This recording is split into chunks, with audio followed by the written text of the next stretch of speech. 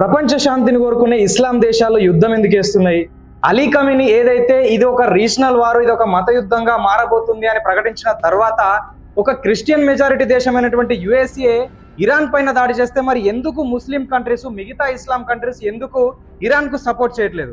So ఏదైతే రామ్ గోపాల్ వర్మ ఒక tweet చేశాడో, ఇప్పుడు జరుగుతున్నటువంటి ఇరాన్ కు ఇటు అమెరికాకు జరుగుతున్నటువంటి వారు ఇరాన్ కు అమెరికా వారు కాదు, ఇది అల్లాకును జీసస్ కు మధ్య జరుగుతున్నటువంటి యుద్ధం. సో ఎవరైతే గెలుస్తారో దాంట్లోకి నా మతాన్ని కన్వర్ట్ చేసుకుంటారని రామ్ గోపాల్ వర్మ చేసినటువంటి ట్వీట్ ప్రస్తుతం వైరల్ గా మారింది. ఇది ఒక చర్చనీయాంశమైంది.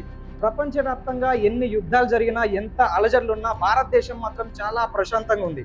సో ప్రస్తుతం అంటే మిగతా దేశాలు ఏదైతే అత్త మీద కోపం దుత్త మీద ఉంచినట్టు ఇరాన్ కావచ్చు, పాకిస్తాన్ కావచ్చు, అమెరికా కావచ్చు, భారత్ జోలికి వస్తే మేము అస్సలకే ఊకోమన్నట్టుగా భారత ప్రభుత్వం ఒక నోటాన్ని అయితే ఇష్యూ చేసింది. సో ఇప్పుడు మన సైనికులు కావచ్చు, మన భారత రక్షణ వ్యవస్థ కావచ్చు, భారత ప్రభుత్వానికి సో వాళ్లకు మద్దతుగా జై హింద్ అనో జై భారత్ అనో ఏదో ఒక కామెంట్ బాక్స్ లో రాయండి.